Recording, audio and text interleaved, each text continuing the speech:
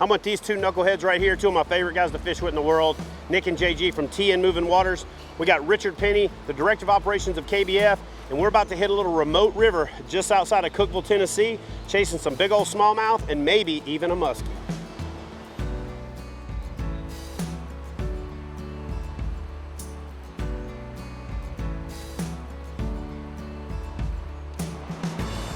We just happened to be in a river today. It's got smallmouth and muskie in it.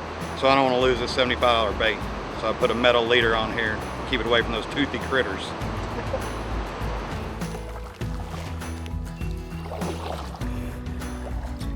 So I'm J.G. Allman with Tennessee Moving Waters Guide Service. We're a river and stream specialty guide service. We only fish rivers and streams.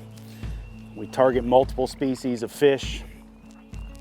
We do everything smallmouth bass, muskie, trout, and we also do giant river striper as well.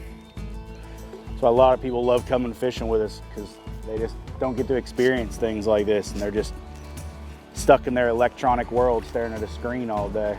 Half the time when we fish places, I don't even think we have cell phone service today, which is a bonus. So JG, I've had 4 blow up so far, but they're really blowing up kind of behind it and more vertical. Right. And they won't hit a follow-up. Sometimes that's how muskie act, you know, and it shows you that they're just not ready to eat yet, you know? Yeah, we're just in the front side of the window. I hate to say this, but you could put the training wheels on and throw the whopper plopper. That's what I'm already doing. Nick's got a largemouth. Looks like he just broke the missing it on top streak. We're coming out of the peak period when we got on the river, and so now it's time to slow it down a little bit. And I'm gonna switch to something that I've used for several years, and I've actually never even talked about it, but this is a Ika. It's a Yamamoto plastic, and it's one of those do-nothing baits. You throw it out. I like to Texas rig it, and in current, this skirt, this head, just really has a lot of crazy action. You just barely got to move it. And I use an oversized hook so that when the smallmouth pick it up, they're pretty much hooked. So just basically I'm using a 1/8 ounce Woo tungsten weight. I'll drop down to a 1/16 in a bit. And that Ika rig right there has got a lot of volume. It doesn't fall down in the cracks really well. And like I said, you can tell by how I'm holding it there. It's just crazy action. Works really well in rivers. Works great for punching and flipping. Just one of my favorite little setups.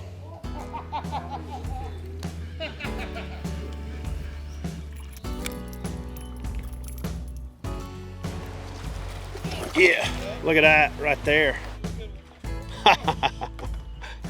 Look, there's the little brother right there.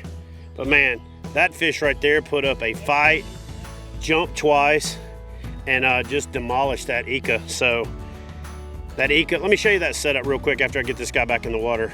Give you a little bit more insight on it, but pretty fish right there. That's what we came for.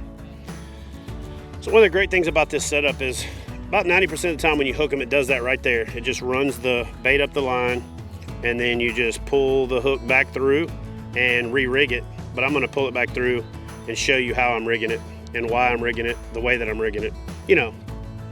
So let's go ahead and just completely break this thing down. So let me show you this setup. And one of the other reasons that I like this is if you just saw, I ran that lure up the line, but because this lure is pretty much the same all the way around, anytime you tear it up or you rip it out, you can actually go into the bait, rotate it, and come out another spot, and you get a lot of mileage out of it.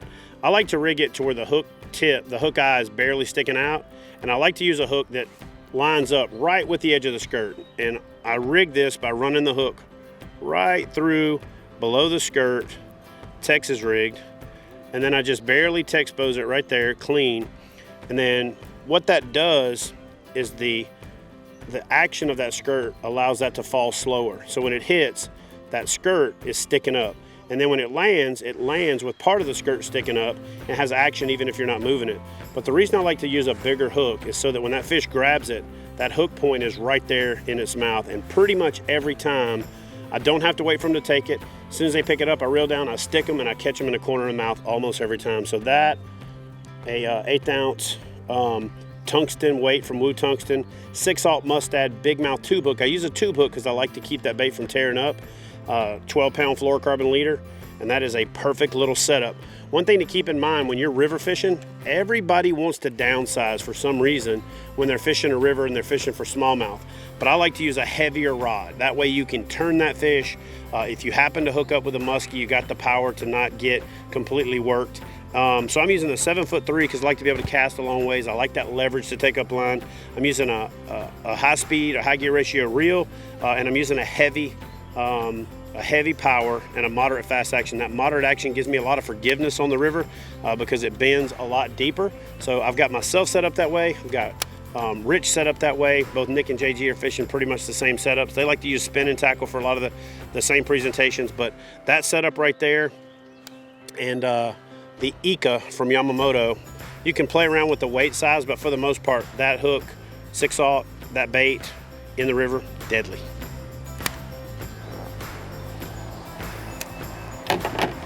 Oh, that's a decent fish.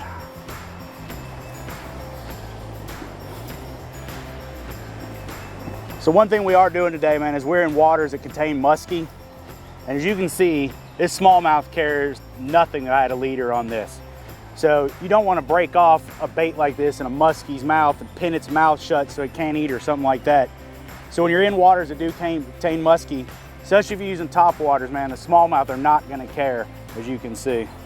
So if you listen behind us too, like we were talking about earlier, I mean, we've been having non-stop action for about the last hour. And part of the reason is we've got a big thunderstorm rolling in. You guys can probably hear that thunder in the background. That's a nice, decent smallmouth. I'll take those any day. Fish on. Fish on, Nick is hooked up. Nice. Nice. So we've really had the action pick up in the last 30 minutes or so. We've got numerous smallmouth strikes all back to back. Hooked one smallmouth, had a giant smallmouth follow it, tag it in the side and try and take the bait from it. And it wasn't 10 minutes later, cast a whopper plopper up by a tree, was bringing it back, and a 48, 49-inch muskie just rose up right behind it, turned right away from the kayak. But I mean, it was a massive, massive muskie. Beast. And all this is happening because we have a storm rolling in. These guys are all, there's 3 guys in front of me, and they're all throwing reaction baits, and I'm just coming back behind them with soft plastics. And you know, I've had several bites, picked up 3 fish already, so far that's been the producer for the day. Not a giant by any means, but it's a pretty little Tennessee smallmouth. So apparently Rich doesn't understand the lunch rule, because while we're all trying to take a little bit of a lunch break, he's over there laying the smack down on smallmouth.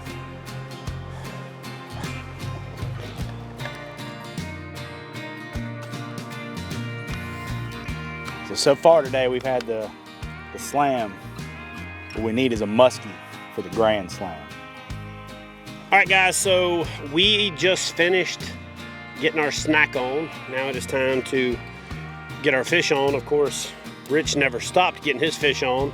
And I thought he just started catching fish. Apparently, he's been coming along behind us, batting cleanup, catching fish the whole time. So I'm super excited, super jacked up. Let's get on down the river.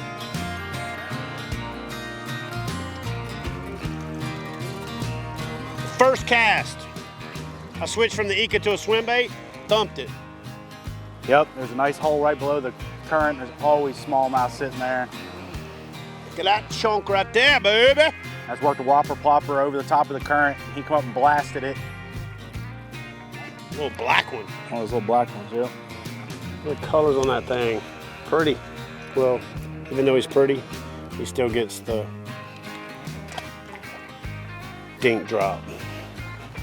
So this isn't really much of a largemouth river, but anytime you find little dead pockets of water back behind a tree or something, there are largemouth in the system, that's where they're gonna inhabit.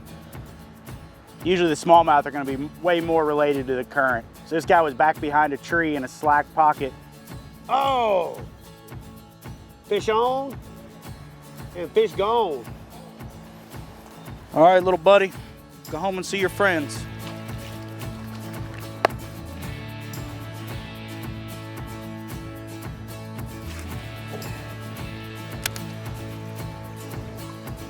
I just want to say, if you think you built a extreme bike jump ramp when you were a kid, you ain't got nothing on this crew right here. That's ridiculous. That's some full commitment. You can't bail. You get about halfway down there ain't no like runoff ramp or nothing. You are committed. So we just went about, I don't know, hour and a half without really a bite. We had a couple little dinks here and there, but not any good solid bites. I looked at the app on the phone and saw that it had just gone up one bar up on the solar lunar table into the minor bite window for the day. But I put my phone away, and within about 10 minutes had a strike. Within a minute of me landing my fish, Chad lands a fish. But it's all just coincidence. Don't believe it.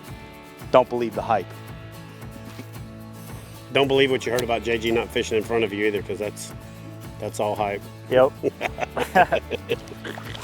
Definitely.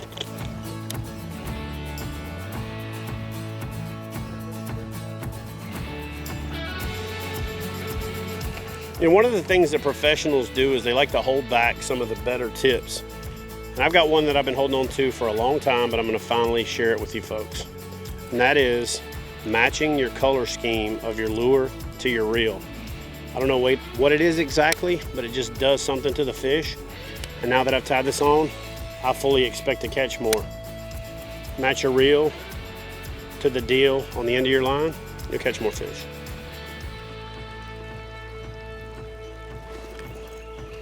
See that professional foot stop on the tree? It's another one. That's what we call in the business a twofer.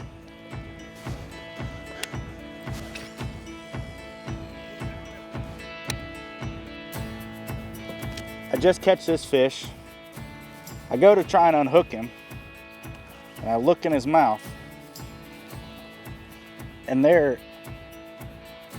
is a Zoom lizard in his mouth. So let's see if there's even a hook on it, or if he's just holding on to a plain. He is. He's holding on to a plain Zoom lizard. Wow. So the question is, did he find that floating down the river, or has he been carrying it around for days and he went to spit it up?